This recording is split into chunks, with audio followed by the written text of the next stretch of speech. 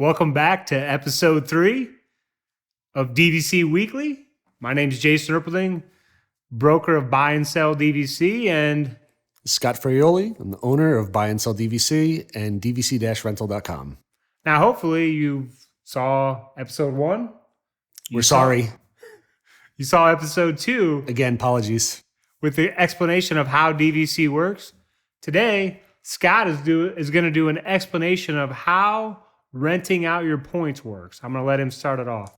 Sure. So just as a basic explanation, when DVC members can't use their points, they come to a brokerage like us and we help rent out the points for them. The points can be used to stay at any of the Disney resorts. And typically as a renter, you could save around 40 to 50% off of what Disney charges for the same exact room. We also have some deals on our website right now. So if you go to our website and click on the deals button, there's some in there that have been upwards of 80% off recently. So definitely check that out as well. But on the rental side, as a DVC member, currently we pay $15.50 per point. We rent out the points to the renters for $20 per point. So that's how we make our money. We don't charge you any fees as a DVC member to rent out your points. The further you get them to us in advance, the better. If it's more than 7 months out, that definitely will help you rent out your points a lot quicker. As a renter, the further you book out, the better with us. So what we do is we take the DVC members' points and we have them book the room for you. So everything will be booked in your names. Everything will link up on your My Disney experience like you're used to. You'll have the confirmation number. You'll be able to add tickets. When the dining plan's back, you'll be able to add the dining plan as well, Magical Express, up until next year when Disney is getting away from Magical Express, unless they start charging for it, which is a possibility, but nobody knows really yet. But essentially, you just tell us when you want to come down here. We say Jason's the DVC member. He's got points to rent out. You say you want to stay with us for Polynesian for August. We check availability. We give you the pricing. You say, go ahead. We contact Jason, or sometimes the DVC members will give us their login and we can book the rooms for them. It makes it a lot easier, and points will rent out faster if we have your login because we can handle everything off hours as well, which is helpful. But we'll secure your reservation for you, send you the contract with all the information. Again, everything is going to link up on your My Disney experience. And you're supposed to pay us when we book the room for you. There's the form where we're going to need all your names and information, and we're going to ask you for a $200 deposit at that time. And the deposit goes towards the total for the room. That's not an additional fee. But once we secure the reservation for you, the remaining balance is going to be due within 7 days because we do have to pay the DVC member, but Jason will be waiting for his payment as well. And you can pay us with a check, credit card, PayPal, or Zelle. So any of those payments, as long as you pay us within 7 days, you're good to go. And truthfully, if you needed a little bit more time, it's not a huge deal. Just let us know. And as the DVC member, we pay Jason 75% upfront, and the remaining 25% is paid the day after you check in as the renter. We also do a no questions asked travel insurance policy that covers you no matter what. There are a lot of people who were upset that they booked outside insurance and they were not covered during the pandemic, but with us, it's no questions asked. Your daughter and her boyfriend split up and you're not going to come anymore. You stub your toe. Anything happens, you're uncomfortable. Whatever it is, it's no questions asked. So you're able to cancel at any time. So it helps cover you completely. Okay. And I just want to just real quick here, let me draw up a scenario. So this is on renting out your points. So let's say there's a family in Illinois. They own, we're talking about the Polynesian Day. Let's say they own 160 points at the Polynesian. Mm-hmm. Their son's 12 years old. He's playing travel ball, and he's like, "Dad, we can't go to Disney this year." And so they need to get their points rented out. They're not going to bank them. So they're going through the internet trying to find who can help them rent out their points. They find you. You've been renting out points, first company in the U.S., and they want to make the process as easy as possible. So they got these 160 points of Polynesian. They just click on the link on your website to begin the process, and then they're like, the biggest question I get is, they're busy, they got all sorts of stuff going on, they don't even want to make the reservation. Are you able to make the reservation for them? Correct. Yeah. If on our website, when we have the form, it'll ask you if you want us to book the room for you.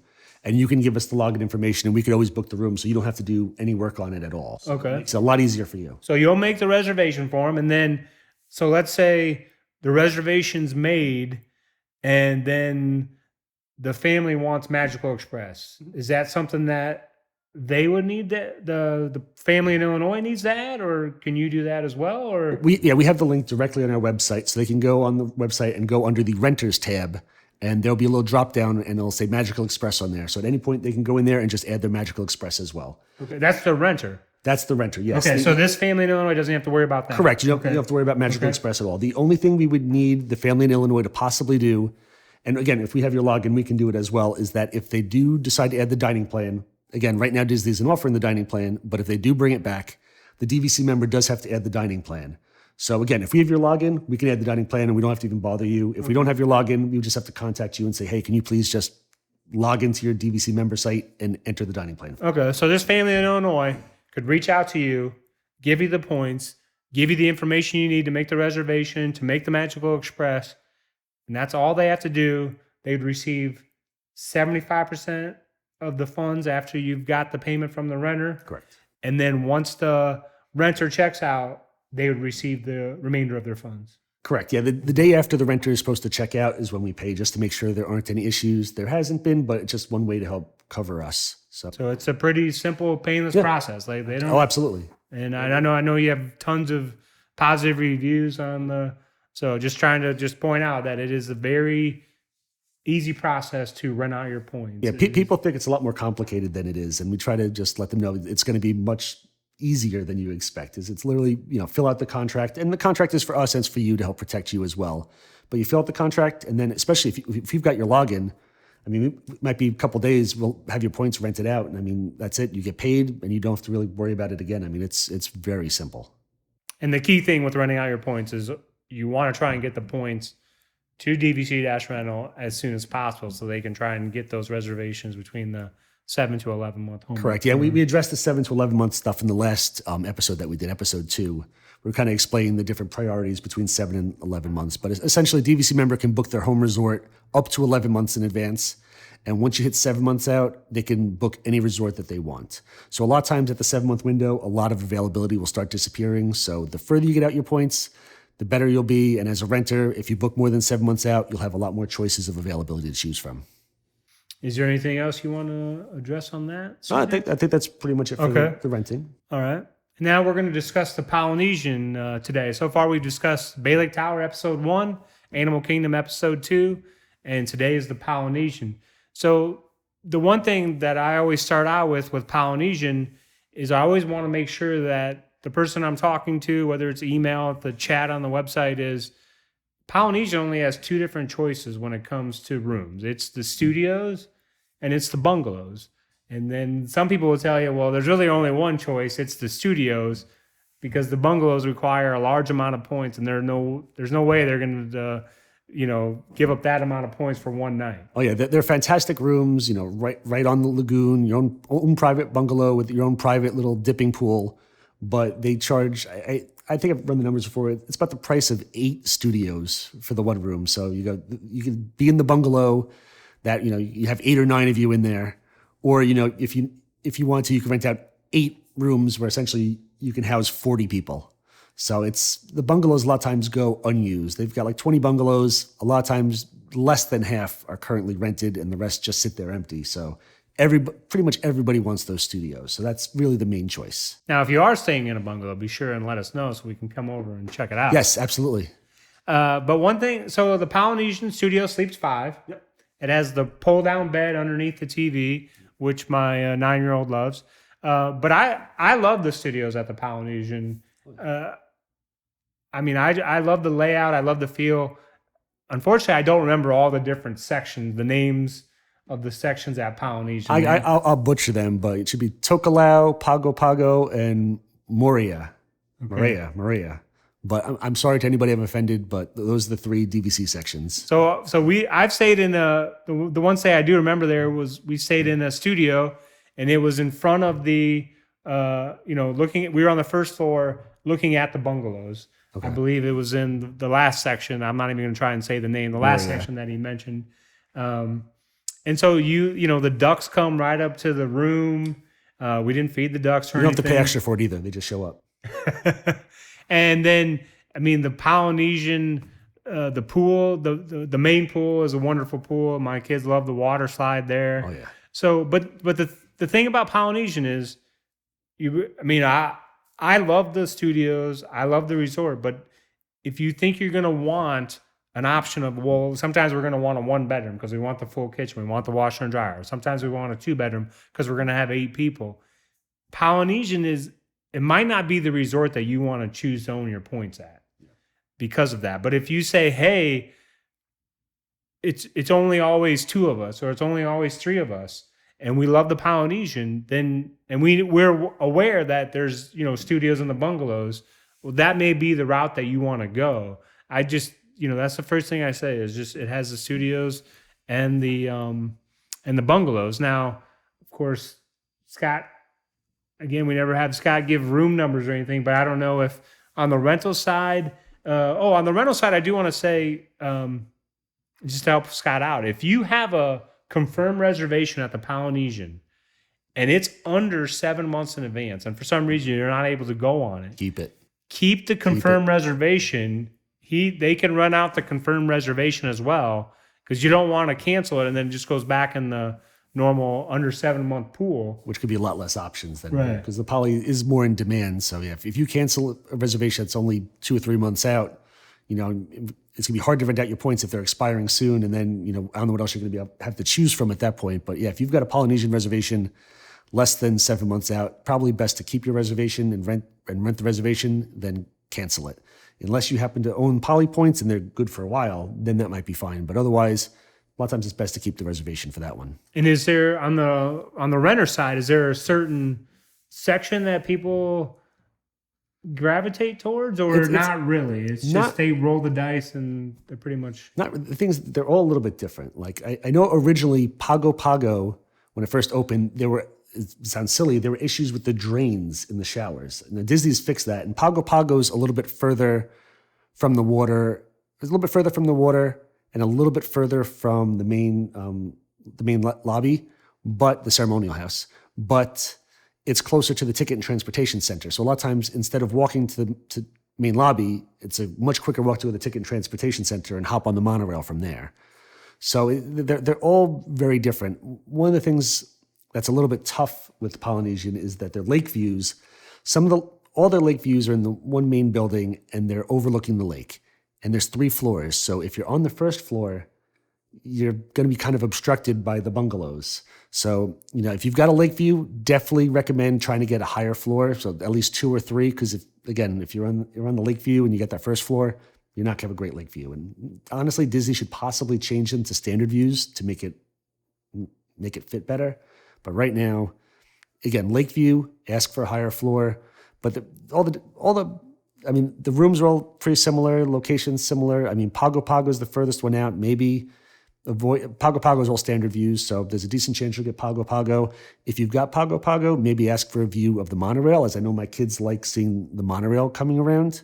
But otherwise, there's no main things besides, lake view, request the high floor, and maybe avoid, Pago Pago is okay. That's where I've stayed previously, and it wasn't bad at all. So not a huge big recommendations on it, but there's some nice choices. And then, not to put you on the spot here, but so let's say a family is, let's say right now in the current situation, they're using Magical Express to get to the Polynesian. Mm-hmm. And so walk us through kind of like their transportation options. Let's say they're doing a 4 to 5 night stay and they're going to go to some different parks. So can you just give an idea of that so they know like what to expect with going to the different parks? Sure. So at Polynesian, you're on the monorail. So you've got easy monorail access to both Magic Kingdom, or you could transfer and go over to Epcot as well. So you're on the monorail line. There's also a boat that goes from Polynesian over to Magic Kingdom as well. It also swings by Grand Floridian. So if you ever want to go over to Grand Floridian, you can always hop on the boat. It's a pain to get there by boat because it normally goes, I think, from Magic Kingdom to Grand Floridian, then Poly. But it's a nice option to have. I love the boats at the resorts. It's always one of my favorite things to do is ride on the boats. But any other park that you're going to, just like the other parks, you're going to be on the buses besides that. So you've got the monorail access. You do not have walking access to Magic Kingdom. With Grand Floridian opening their walkway, that means that the other 2 resorts, which are on the monorail, Bay Lake Tower and Grand Floridian, you can both walk to Magic Kingdom, Polynesian, you still can't get there by walkings. I mean, you could always walk over to Grand Floridian and then walk, but that's probably a pretty long walk at that point. So mainly monorail, boat, and then buses. Okay. That's very helpful. Any other things you want to add on the Polynesian? I will add that, and this goes back into our question, I'll lead in with this, is that our good buddy David Picayano asked, when is the Polynesian construction going to be done? Because right now, the monorail is currently shut down as they're doing a lot of work on the ceremonial house, which is the main lobby check-in area and where a lot of the restaurants are. And Polynesian has some amazing restaurants, lots of different choices. So a lot of those are closed right now. So there's a lot of last-minute availability because there's people canceling, and with stuff being closed, I'd still stay there. But if it's your main visit, you may want to avoid Polynesian at the moment until they get everything up and running. As of right now, Disney's plans are that summer 2021 is when the construction is supposed to be done. And right now, Disney is not even offering the regular rooms to non-DVC members. So if you're staying on DVC points, again, you're good to go. All of the other houses are not being able to book. So if you're not if you're not booking with DVC, you can't even stay at the Polynesian at the moment. So it's actually a really nice time to go to Poly because I don't want to say by yourself, but I mean, you're going to have the pool relatively empty and everything's going to be much less crowded than normal. It'll feel a little bit different, but I think it's a really nice getaway now, really peaceful if you want to stay at the Polynesian. It's going to be very light. And then in regards to Polynesian on the resale market, now, even though there are only studios and bungalows there, the demand, because of that, actually, the demand for Polynesian is pretty high because people know that in order to get the Polynesian studio, they need to own there and they need to make that reservation 7 to 11 months in advance. So yeah, if you list a small point Polynesian contract, it typically is going to sell within a short period of time and at a premium price per point. Of course, as in all resale contracts, a 25-point property does sell for more per point than a 400-point property. But the resort does have a demand. There's always people looking to get in, people looking to add on. Yeah, I'll also mention on the rental side, price per, and this is also good for the resales as well if you're looking to stay there. Price per night is pretty much very similar to Grand Floridian. So it's Grand Floridian and Polynesian are typically the highest priced resorts, and I now include Riviera as that's a higher priced one as well. But it typically runs around the same thing. So you probably look at starting at like 15 points per night, but on average, you probably look about 20 points per night for Polynesian. So a little higher priced, but again, typically on the monorail, great access to food, beautiful resort. And again, you mentioned the rooms earlier. They're one of the only studios that have 2 bathrooms in them. Technically, it's only 1 toilet, but it's 2 different showers. You've got one, walk-in spa-style shower and 1 tub shower. So it's the biggest rooms on Disney property. Biggest studios on Walt Disney World property. And really, really nice. And I've written down here, and I forgot to mention as well with the construction stuff, is that they just announced that the water play area is going to be closed until March. So the main pool is going to be open at Polynesian, but the little kids' water play, like splash area, that's going to be closed. Actually, sorry, until April. So end of March, beginning of April, again, as of now. 2021, of course. This year, yes. Okay. As of right now, they just announced that just closed within the last few days, and it's going to be going until April, again, per Disney. So who knows? Maybe it'll be that date. Maybe it'll come up earlier. Maybe they'll extend it. Don't really know. And now we're going to move into food of the week. Come here, I'm gonna eat you! Get in my belly! All right. For today's food of the week, I tried this yesterday. It was the peanut butter crunch cupcake. Now, this is at Hollywood Studios. They sell it at Rosie's All-American Diner, which is on Sunset Boulevard. So as you're walking down towards like Rock and Roller Coaster, on your left-hand side, they have a bunch of different places like Fairfax Fair and a couple like all counter service stuff. And they also sell us in the Trolley Car Cafe as well, which is where I had the carrot cake cookie in the first episode, which is the Starbucks location. So it was $4.99. It's got a peanut butter cream topping. It's a chocolate cupcake inside and has a chocolate ganache. And I've seen pictures of it online, and it looked fantastic. They kept showing the like not the profile. They essentially cut it in half and they break it open. They show you, and it's got the big thing of peanut butter, and then it's got this big thing of ganache inside. It looked amazing. It was not so great.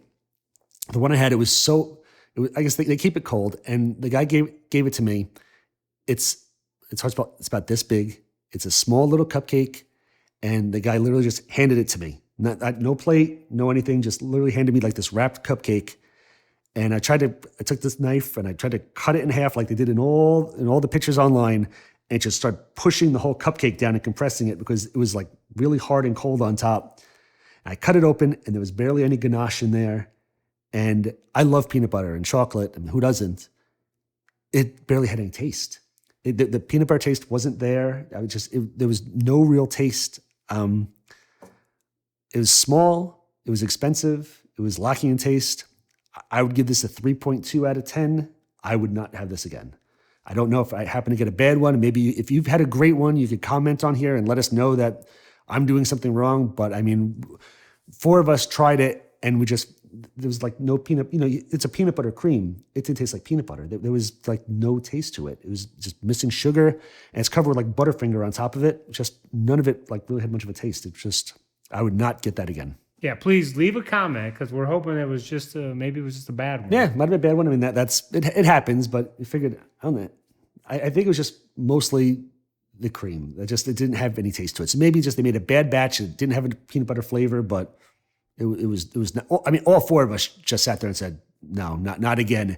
And it's really small. I mean, we split it. I mean, we each got one bite. I mean, it was just not much there. And I've seen pictures of the ganache and the whole thing is filled with it. I mean, it had like a little drop in there. It was very disappointing, unfortunately, because I was excited to try it. And that pretty much wraps up episode 3. Hopefully That's what you think. See, we don't go over this stuff beforehand. So I have written here, let me see, teaser for charity event. Oh, what is this? They have no idea about this. And Ty's back there, he has no idea either. And I'm not even sure how it's going to work, if they're going to be involved as much. But I will let you know that come June, we're teaming up with a charity. It's a buddy of ours who runs a cancer charity. And normally they do all these things throughout the year. And because of the pandemic, they can't do their one of their main charity things this year. So they're going to do like an auction and stuff. And we're going to be donating a DVC room for the charity. And all the proceeds are going directly to the cancer charity. And it's a small group of people and a bunch of honestly, really good people who do this. And somebody would joked around that, oh yeah, the guys in this group should do a calendar. Like a guy's calendar.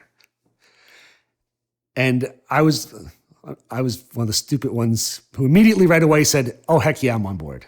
I mean, it's for charity. I'm not sure how we're doing it.